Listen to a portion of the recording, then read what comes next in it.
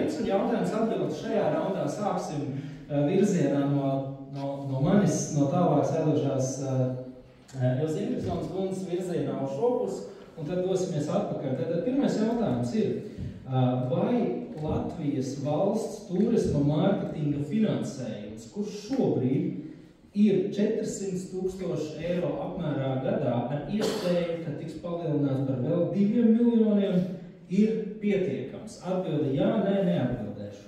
Nē. Nē. Nē.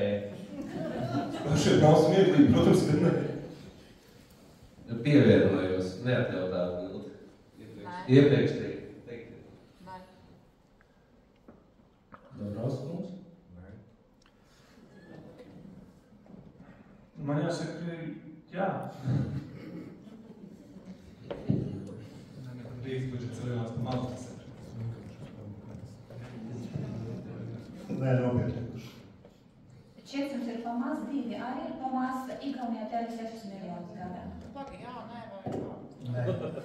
Gribu pateikt cilvēkiem, Nē, galējums. Paldies. Nākamais jautājums virzienā no jums, Lošmans kundze, uz tālāko galu. Vai jūs atbalstat 12% likmi ēdināšanai? Jā, atbalstu.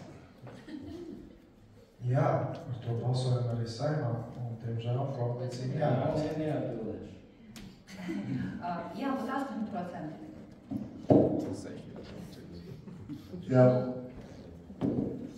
Jāizmanto tie piegādi mājās.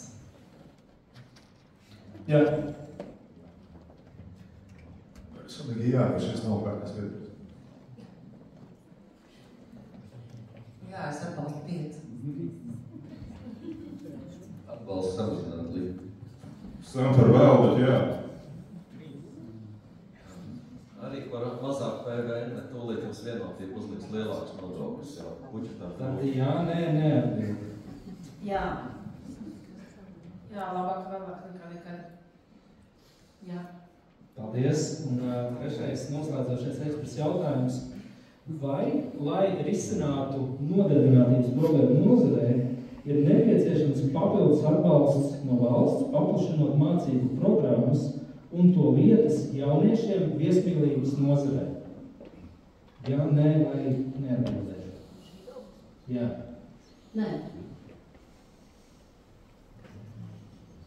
Jā. Jā. Nē. Ringstošajā kuģīni, kāpēc nē, jā. Nē, nav problēma jārisina savādāk. Jā. Trūkst informācija, lai ieņem pozīciju, nezinu. Jā. Es neatbildēšu. Jā. Ir sarežģīts jautājums, tāpēc, ka trūkst informācijas kopumā varētu. Jā, nē, vai neatbildēšu? Kopumā jābūt starpnozaru sadarbību. Yes. Jā, esam par mācīšanos praksē. Jā, ka viens punkts no kompleksa pasākumiem. Paldies jums par šīm ekspresa atbildēm. Jautājums nozares kolēģiem zālē, ko jūsuprāt šodien klātesoši Eiropas parlamenta deputātu kandidāti un kandidētas vēl neatbildēja, kas jūsuprāt šeit svarīgs jautājums? Jā, lūdzu, Jānis Jensens, Latvijas restorānu. Jā, labdien visiem, liels paldies politiķiem, ka ieradāties, un man nav jautājums vairāk tā kā ierosinājums. Mēs esam šeit, nozares asociācijas būsim šeit, un mēs esam gatavi sadarboties, ne tikai pirms vēlēšanām un sniegt savu atbalstu, bet arī par tiem jautājumiem, kas ir ļoti svarīgi arī Eiropas Savienībā tiek risināti. Jau izskanēja, ka Eiropas parlamenta deputātiem ir iespēja ietekmēt, tikties Eiropas komisijā un ietekmēt jautājumu virzību. Tā kā mēs esam gatavi dot savu ekspertīzi, domāju, visas 4 asociācijas, kas šeit šodien organizē šo, bet, protams, ka valsts arī pirms pašvaldību vēlēšanām, pirms parlamenta vēlēšanām, jo lielākā daļa tie interesantie jautājumi mums ir tieši, man liekas, uz vietas nekā Eiropā. Tā kā paldies par šodien. Paldies par komentāru. Vai ir vēl kāds jautājums? Lūdzu, Aivar. Jā, Aivars Maskavičs, Travalņevs. Vispār man patika tā īsā intervēšana, un es tā kā uzņēmējs, es gribētu tomēr arī katram uzdot kopīgu jautājumu un arī atbildēt, jo katrs uzņēmējs zina savus klientus, lielākos klientus. Un šajā gadījumā, vai jūs zināt, kas 2023. gadā, tā kā turisms ir eksporta nozare, tātad, kuras valstis ir pirmajā četrniekā, tas ir vairāk nekā 100 000 apmeklējumi Latvijā, un tad varbūt sāksim arī bijušo ministri. Tātad nosauciet pirmās 4 valstis, kas Latvijai visvairāk devuši klientus, lai esot... Piedāvāju atbildes ilgumu ierobežot līdz 15 sekundēm, ir iepriekšā nav... Jā, tikai 4 valstis jānosauc. Un tad virzāmies no Ingristanas kundzes virzienā tuvāk.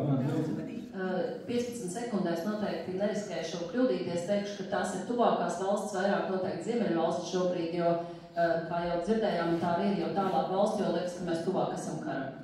Būtu labi, ja nosaukt, tomēr konkrēti. Nu, kāds ir atbildi tāda? Jā. Es teiktu Igaunijā, Lietuvā un arī blakus esošās valstis citas, nezinu, konkrētu statistiku. Viņiem vēl nosaukt, kāpēc jūs nevarat pateikt? Paldies. Labi, tādas nu ir atbildes, tādas nu ir. Es precīzi arī nezinu, bet domāju, ka tās ir Baltijas valstis un Zviedrija. Paldies. Jā, es arī precīzi atbildi nezinu, bet es pieņemu, ka tās ir Igaunija, Lietuva, Polija, Vācija. Lietuva, Igaunija, Zviedrija, Vācija. Es arī tā domāju, ka tas ir, cik es atceros, Lietuva un Igaunija bija noteikti, Somija bija, Zviedrija bija, jo, nu, kas mums ir aizgājis? Mums ir aizgājis Krievu turists, kas kādreiz bija ļoti daudz. Yes, 15 sekundēs. Lietuva, Igaunija, kāda no Skandinavijas valstīm, apvienotā karaliste, iesniegt vēl. Būtu labi, ja telefonos neskatītos. Izvietots minējums Lietuva, Igaunija, Vācija, Zviedrija. ChatGPT. Es nezinu šo datus no galvas. Igaunija, Lietuva, Somija, un es izteikšu nosauktu Poliju šobrīd, vismaz tā manā skatījumā. Igaunija, Lietuva, Vācija, Polija.